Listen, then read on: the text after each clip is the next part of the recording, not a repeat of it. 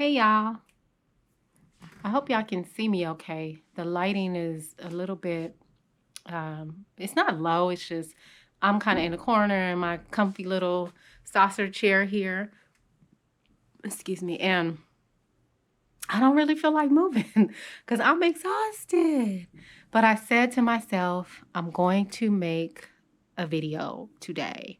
And I'm going to make one as often as I can, right? Like the days when I'm not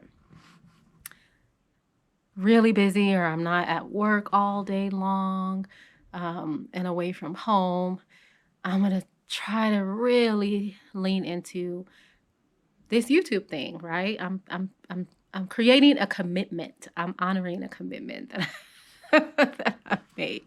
So I'm trying to move the camera around to see what is the best angle for some light, but I don't think maybe right there, maybe. Um, yeah. So anyway, hopefully y'all can see me okay. I had a couple things that I was thinking about talking to y'all about, but I think in the spirit of it being New Year's Eve, it's about what time is it right now where I am? It's 6 o'clock right now, 6 p.m. Um, it's pitch black outside. I took a walk outside earlier around the neighborhood. I saw folks getting ready to get loose and party. I saw multiple cars in the driveways and heard kids playing in the backyards and like there were parties already underway. So I know it's going to be a long, long night with parties and fireworks and gunshots and things like that. Because why do people like to shoot guns on New Year's Eve? I don't know what that's supposed to be. Do y'all know? Anybody know what that is? Let me know. If you know why people shoot guns on New Year's or New Year's Eve, let me know. I I don't think I ever heard a reason or an explanation for it. I just thought it's dangerous. It's wasteful. You wasted bullets and whatever else. So why shoot guns? I don't know. But anyway, let me know if you have a story that you've heard behind that, or maybe you are one of those who shoot guns. So let me know why y'all do it. Anyway, so I landed on a a video where I'm thinking back to, about 2024 and thinking about some of the things that I'm taking with me, right, into the new year, things that I've learned, things that I want to continue, and maybe some things that I'm leaving behind. I'm not one of those for New Year's resolutions. I don't really believe in New Year's resolutions. I don't really see the point of New Year's resolutions. I just feel like if there's something you want to change about yourself, why wait to New Year's? Why make it something that's only going to last a year? Or I think start now, right? I mean, the future is not promised. And so I think New Year's resolutions never really made a lot of sense for me. I've just figured if there's something I need to do or I have to do, let's get started. Let's get going, because why make it a New Year's resolution? And then I think when you say, I have these New Year's resolutions, I'm going to lose all this weight or I'm going to, save more money or whatever it is. I feel like you already, just for me, I feel like I would be setting myself up for failure, right? There's something about calling it a New Year's resolution that already like makes it a curse. Like I'm not. It's never gonna happen.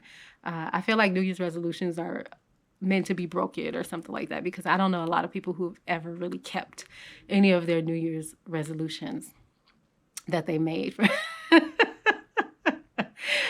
I don't know. Maybe I'm a pessimist in that area, but that's just kind of how I feel about it. So anyway, I'm thinking about the things that I am bringing into this new calendar year, and then maybe some things that I'm gonna leave. I want to leave behind.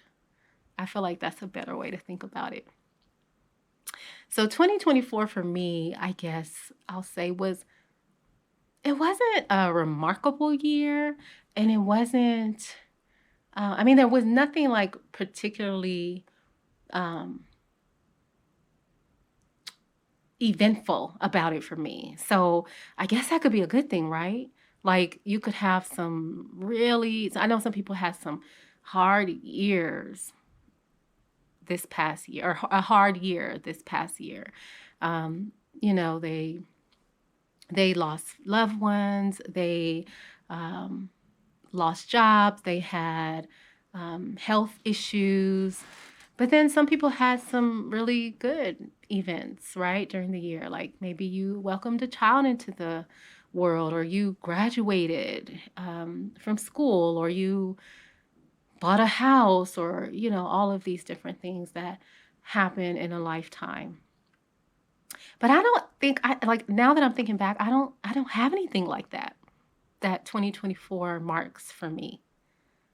I really don't. It was a just a kind of a evenly spaced year, even toned. And I'm grateful for that. Like, I'm not saying that that is a bad thing. I feel like, you know how people say no news is good news? That's kind of how I feel about it. I feel like um,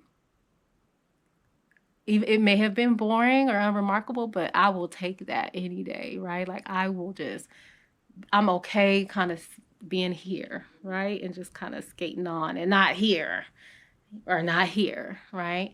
So everything was pretty level for me in 2024. I think, though, some of the things that I want to take with me from 2024 that I welcome, and I am attracting the same energy in 2025, is good, stable, good health, right? Um, I mentioned in another video, if y'all have been following some of my stories, that for the past few years, I've had some health struggles, right? Some weird, unidentified um, issues with my health, and I'm glad to say that I've been doing a lot better, and it feels like every year um, since 2020, things have gotten better for the most part. And I am able to manage whatever comes up better when it comes to my health, and understand it more. And also, like I mentioned in another one of my videos, make that connection and find linkages to my emotional health, right? And so I'm a firm believer that emotions are tied to what we feel in our bodies, and our health and whatever ailments we might have. I don't for 1 minute think that we can separate the physical body from the emotional body, if that makes sense. So that's something that I want to take with me into 2025 and even beyond. I want to keep that. I don't want to ever be in a space again where I'm kind of just, meandering around, deer in the headlights. Oh my gosh, what's happening to me? And blah, blah, blah.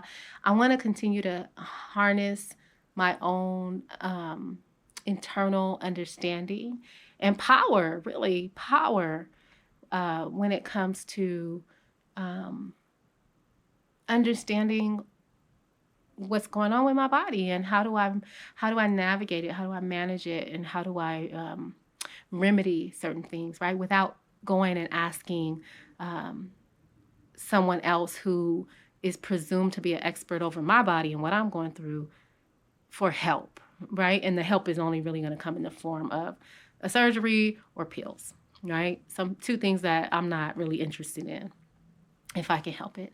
So I want to take that with me into 2024 or 2025. Um, Another thing I think I want to take with me into 2025 is really being firm when it comes to what I need and what I want. Really being firm as far as what I need and what I want. So I cannot say that I have done that throughout 2024. I cannot say that I have mastered that trait.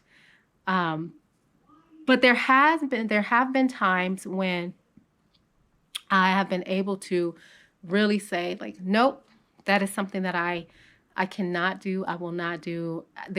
I will find another way. There will be something else there for me or that I will choose to do. So I'm not going to give y'all examples, but I'm sure you can think about a time when you maybe wavered a little bit and you settled for less, or you minimized the impact that something was having on you and you continued with it when in actuality you maybe wanted to do something different, right? And so that's something that I've recognized that it really makes a difference in my life, or it's made a difference in my life when I have been able to say, you know what, that's it. Like this is my standard, and that's it. And I think that's hard for a lot of people to do. I think I really am impressed, and I respect folks who have that about them, who never put themselves in a situation that they don't want to be in, or accept things into their lives that they don't want as part of their lives, because that is not the standard for them, that they expect something different or something more. So that's what I'm taking with me into the new year. I don't want to settle, right? I'm not going to settle. I'm going to be very intentional about making sure that I resist that tendency that we sometimes all have to settle. Okay, so one of the other things that I want to bring with me into the new year, right, that was part of my 2024, that I don't want to leave behind, but I'm bringing it into my 2025, is this year I really learned to stop listening to folks so much. What do I mean by that? I mean, I spent a lot of time this year on social media, y'all. Like, I really did. I spent a lot of time watching YouTube. I don't watch TV much. If I do, I might, you know, subscribe to Disney Plus or something like that and watch Disney movies, and because I don't like all the other stuff, like those adult um, themed movies like murders and thrillers and like those have never been something that I've been interested in. And plus I don't show my kids those movies because I don't believe in exposing yourself to things that you would never really want to be part of your everyday life in real life, right? So I that's just me. That's my thing. So I watch YouTube. I have folks that I like, right, to watch. Um, I like travel folks, like people who are traveling the world. I'm fascinated with with the world out there, right? And people who can actually um, make a life of traveling around the world, and so anyway, since I spend a lot of time watching people, and also I do get on Facebook a lot because I like I don't have like a lot of friends that I do, with Facebook, but I have a lot of like health pages and informational type pages and things like that that I follow on Facebook. But in following those pages and people, the people behind the pages who are writing the stories and making the posts, and also, folks on YouTube, you get exposed to a lot of opinions naturally, right? You hear a lot of things. Everybody has an idea about, what this should look like or that should look like. And especially on Facebook, it is so much opinion. And people trying to sell things. And so opinions are driven by, folks trying to sell services or products. And it just becomes overwhelming. And it becomes overwhelming in the sense that even when I don't have the TV on or I'm not on Facebook, you hear those voices. You hear those messages in your head. Do this, not that. Oh, this is not good for you. That's better for you. Oh, but you should be reading this and not reading that, and blah, blah, blah. And all of this noise, right? Mental noise in your head. Even if you know better, even if you in your conscious mind are able to decipher and sift through all of the noise, it still is in your mind when you least suspect it. It surfaces when you least expect it to surface. It drives the way you show up in different situations. And so I made a point that I need to take some time and just mute all of that and not even turn that on, because I know what it's going to be. It's just going to be messages, and opinions. And everybody has something to say and they want to be heard and they want you to listen. And so I want to bring that same understanding and realization into 2025. I'm turning stuff off. I'm turning folks off. I need to listen more to my voice, right? And have that mental space to just be. Do y'all ever feel like that? Where there's too much noise around you, all of these different ideas and, opinions and facts and too much. It's too much. I've said it before and I'll say it again. I do not believe that the human mind and human body is meant to carry all of that stuff. We only are meant to have a small little bubble around us of people, right? A small network of folks that we naturally interact with on a day-to-day basis, on a regular basis. And once we start to open up to the outside world and triple and quadruple and whatever our network to where we are interfacing with so many different sources of information and people, that's when we get overloaded. It's unbearable. I'm not taking that into 2024. I am keeping that realization of turning stuff off, muting all of that.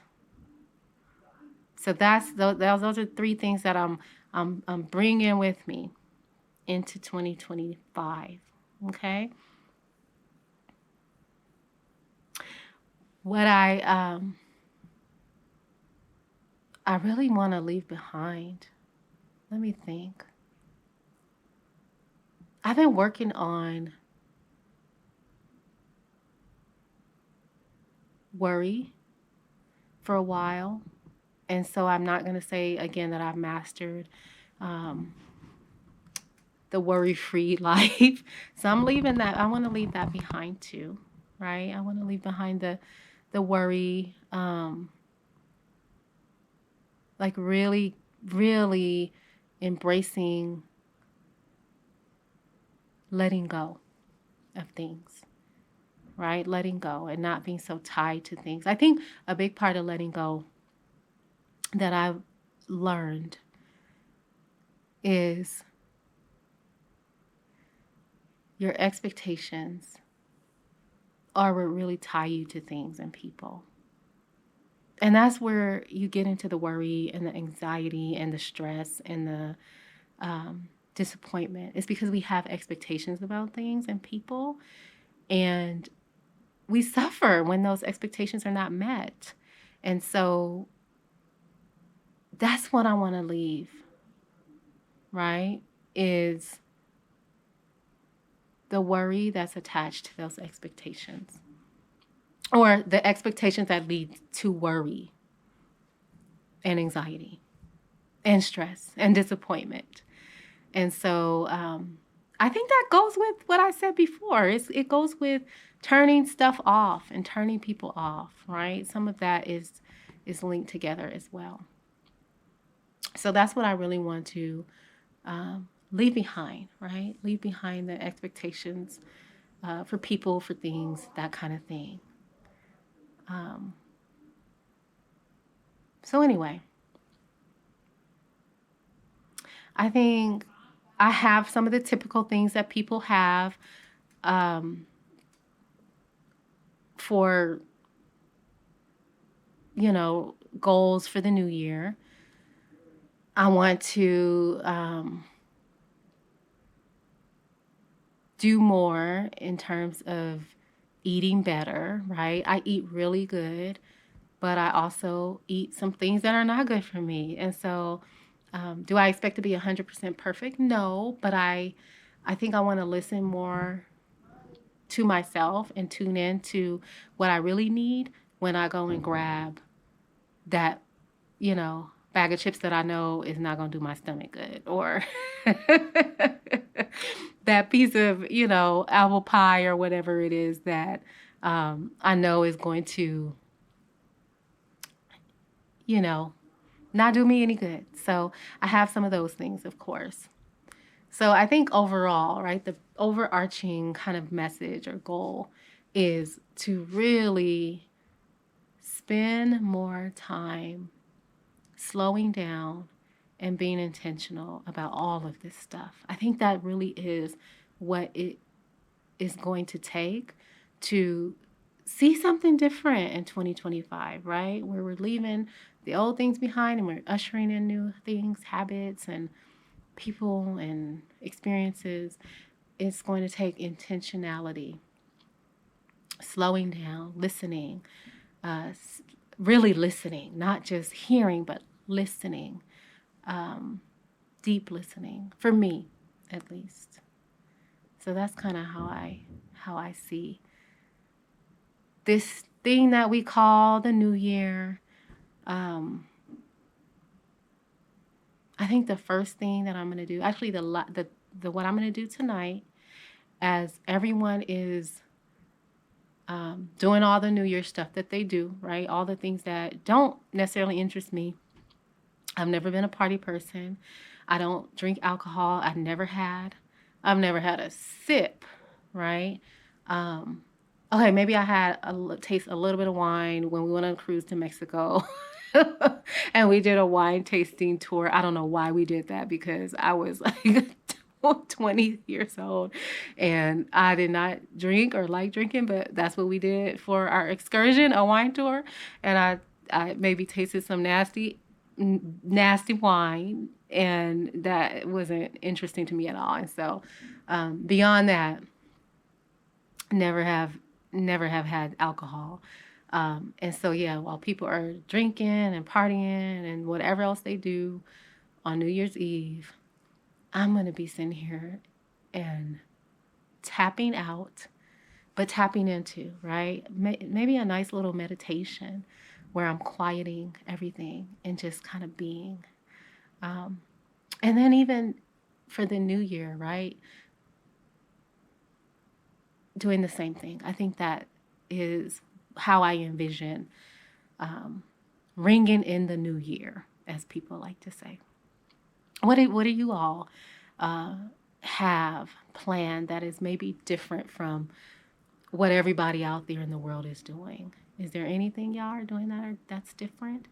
I mean, if you're all doing the normal kind of stuff, that's okay. I'm not saying that that's not okay. It's not what I'm going to be doing, but I'm also curious to hear if folks are doing other things. So let me know. Let me know. Otherwise, I am pretty tired. I know it's early, but I'm pretty tired. So I'm going to go and unwind and get ready to relax and wind down my night. So I'll see y'all later. Happy New Year. Bye.